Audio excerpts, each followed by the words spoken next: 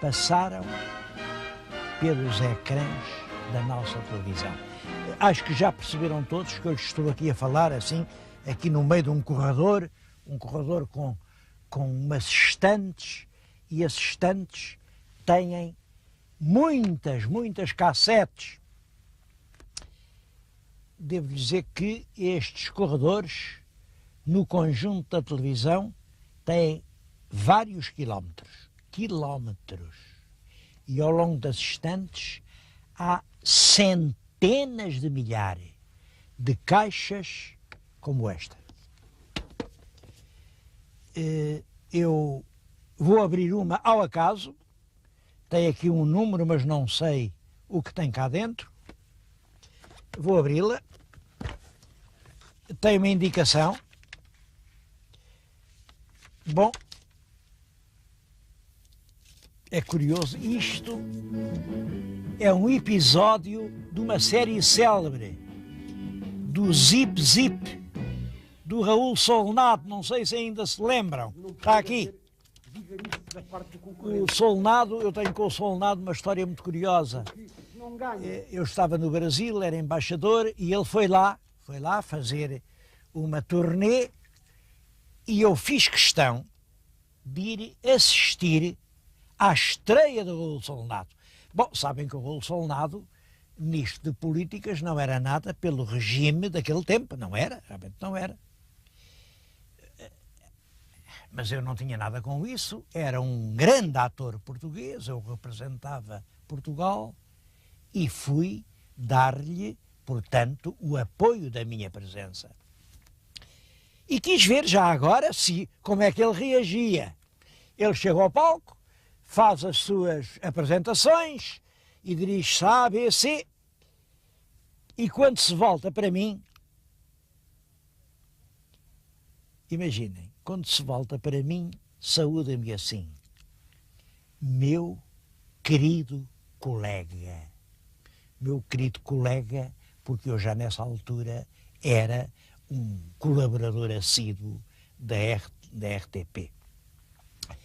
Eu acho que só este arquivo, só ver o que está nestas caixas, justifica uma visita aos arquivos da Rádio e Televisão Portuguesa. E, apesar de saber muito bem com isto, estou a alterar a regra de cada assunto ter um programa só. Acho que eu não ficava com a consciência tranquila se não viesse também mostrar estes arquivos aos nossos telespectadores. Estamos num arquivo. Simplesmente guardam-se aqui cerca de 140 mil horas de emissão. Os filmes que estão nestas caixas, ao todo, representam 140 mil horas. O tempo que demorava a ver era esse mesmo, portanto, 140 mil horas. Para terem uma ideia do que isso é, são 15 anos. Daqui a 15 anos, 24 horas por dia, teríamos conseguido visionar todo este material. Como é claro que isso não é possível, eu não disponho de 15 anos, resolvi fazer um resumo dos principais acontecimentos do mundo durante os 40 anos que dura a RTP e ir incluindo nesse resumo as imagens que aqui se encontram. Bom, naturalmente que a história registra muitos tipos de mudanças, não só as políticas, mas as culturais, as sociais, as económicas, as tecnológicas, agora as ambientais, e tudo isso é história e tudo isso está aqui. Eu é que, por uma questão de tempo, vou limitar-me a falar daquilo que considero as grandes mudanças políticas. E para mim, talvez a mais importante de todas seja aquilo a que se pode chamar o fim do tempo das hegemonias. O tempo das hegemonias é o tempo em que uma potência podia dizer às outras: aqui quem manda sou eu. E as outras tinham de acatar.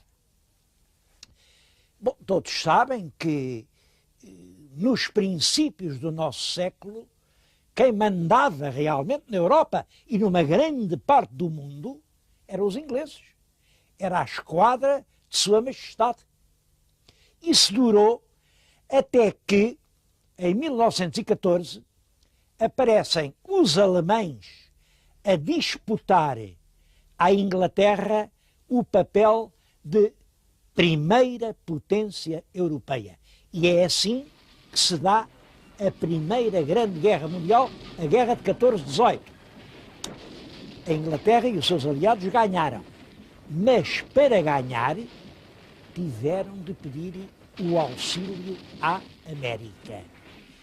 E quem realmente passa a ser a potência que manda na Europa e numa grande parte do mundo, depois da Primeira Grande Guerra e até à Segunda, são os americanos.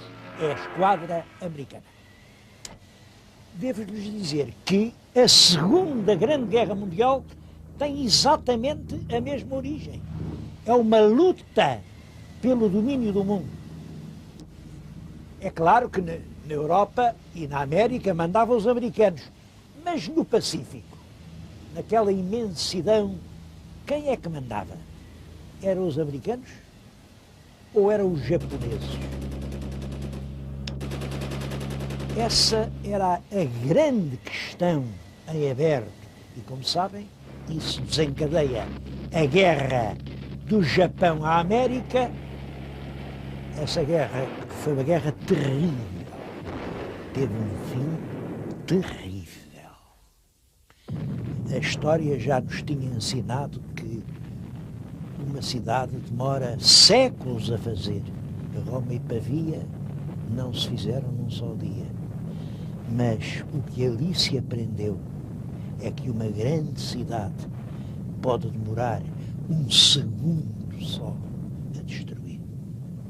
Bom, e depois de uma coisa daquelas, claro que quem mandou no mundo foram os americanos. Os alemães nunca se resignaram à derrota que lhes foi infligida pelos aliados em 1918 e, 20 anos depois dessa derrota, foram arranjar um cabo para pedir a desforra. Um cabo chamado Adolf Hitler. E o cabo ia ganhando a guerra. Eu acho mesmo que se não fosse aquela estupidez e aquela ferocidade com que ele perseguiu os judeus, era capaz de ter ganho.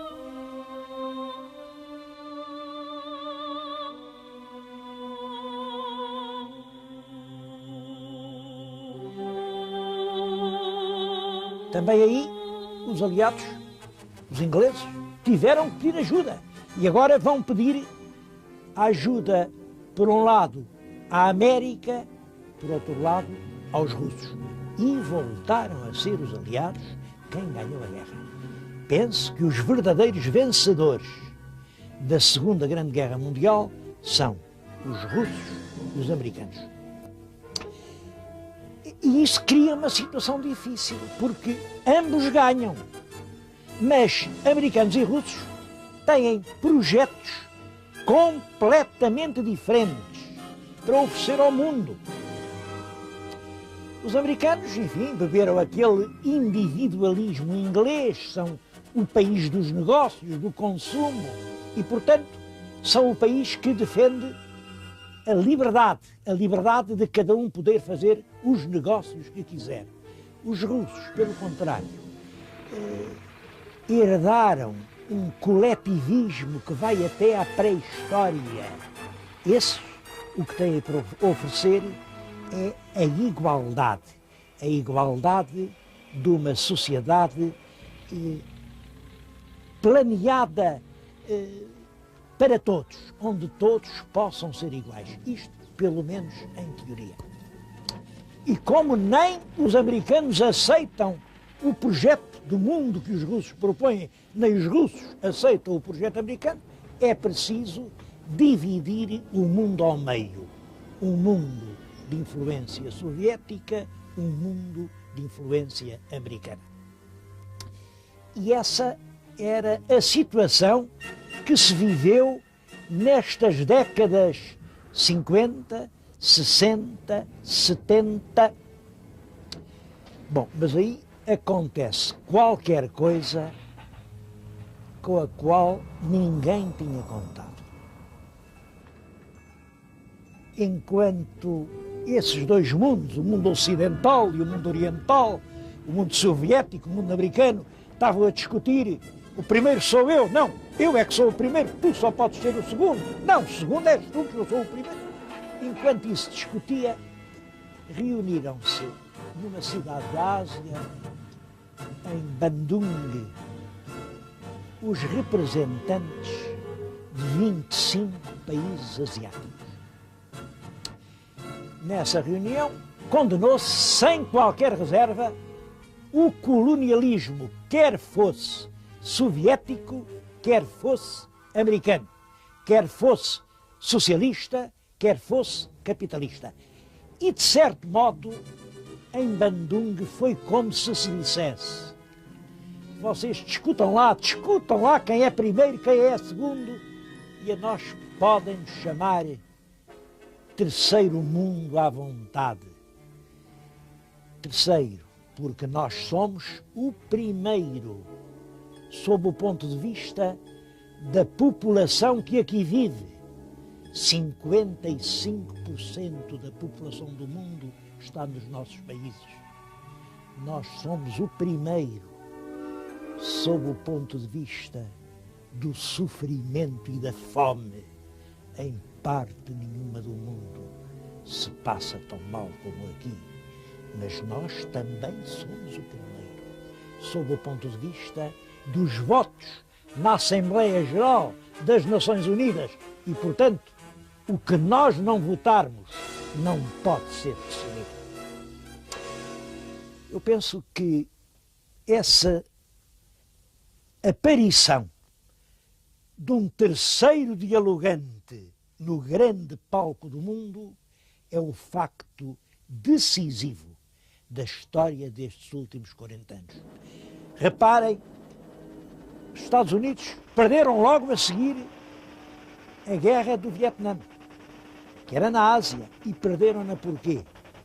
Porque o tal terceiro mundo se solidarizou com o Vietnã. Em 1964, a China, que liderava o terceiro mundo, já tinha a bomba atómica. Agora não eram só os russos e os americanos. Era preciso também contar com a bomba que ninguém sabia para que lado os chineses a iam atirar. E é isso que permite ao mundo ficar mais livre. Reparem, Fidel Castro, que nasce na América, lidera na América um movimento em nome da independência e da liberdade de povos que aspiram por ela desde o tempo dos reis castelhanos. Fidel Castro escolhe o mundo a que quer pertencer e declara-se um homem do terceiro mundo.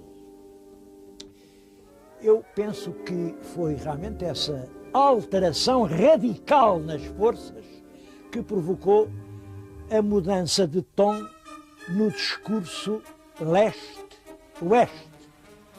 Até aí falava-se em Guerra Fria. A partir de agora vai-se falar em coexistência pacífica. Eu não sei se aqui nessas bobinas há alguma imagem, mas há um facto que eu acho muito significativo desta mudança. É que em 1964 se estabelece uma linha telefónica direta entre a mesa do presidente dos Estados Unidos e a mesa do chefe do governo na União Soviética. O que isto quer dizer é nem mais nem menos que isto. É a falar que a gente se entende.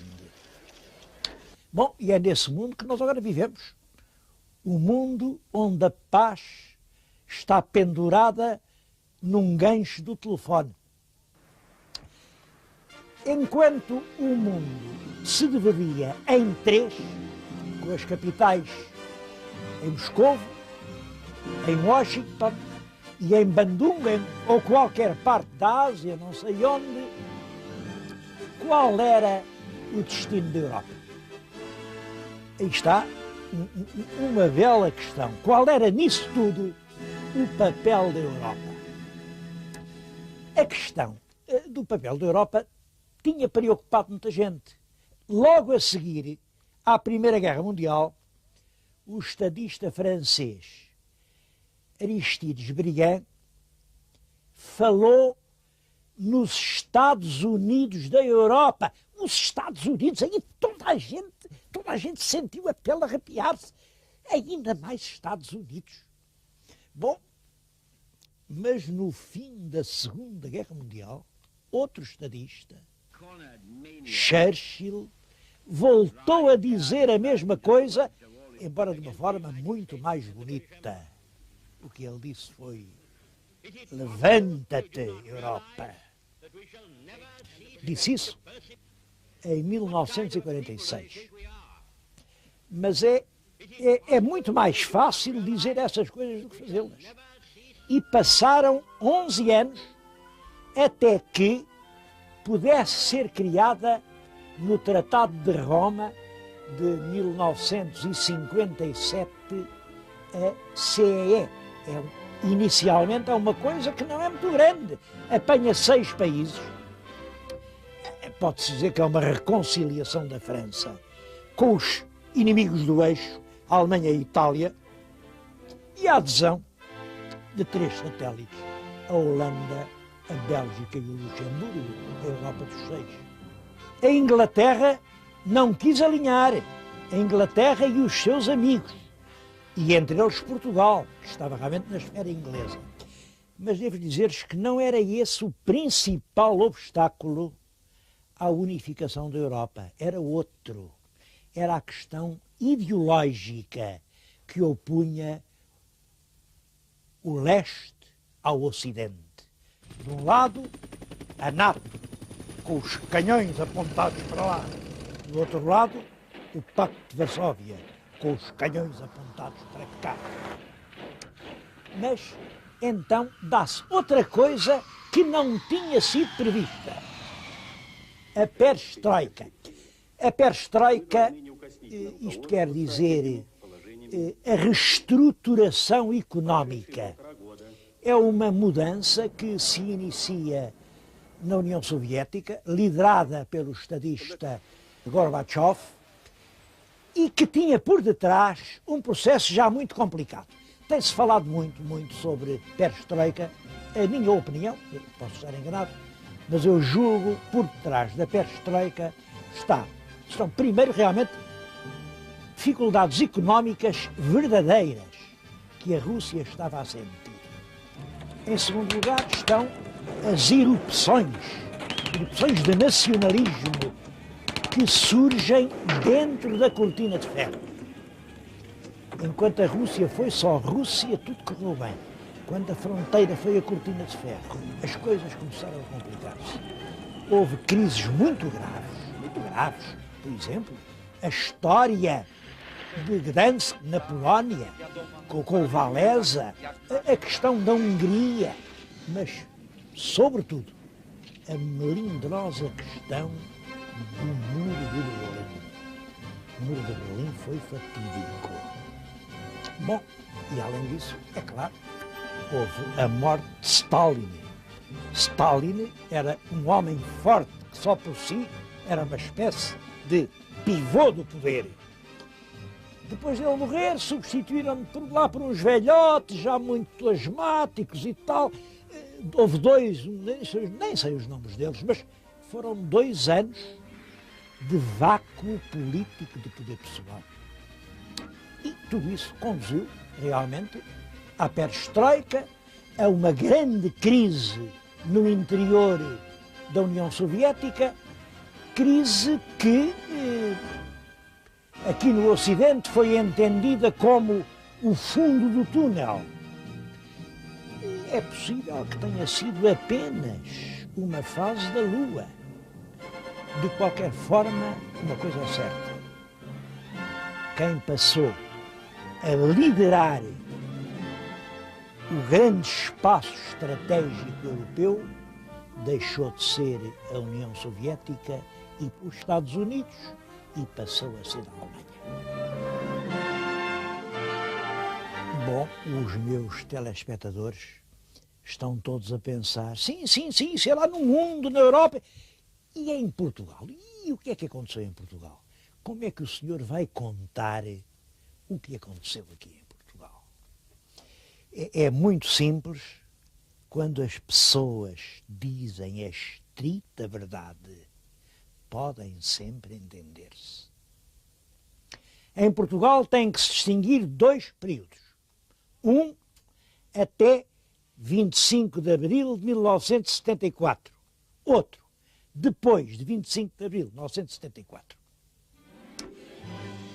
Até ao 25 de abril funciona em Portugal um regime que, por um lado, é um regime autoritário, dá o privilégio do poder ao Executivo. Por outro lado, é um regime anticomunista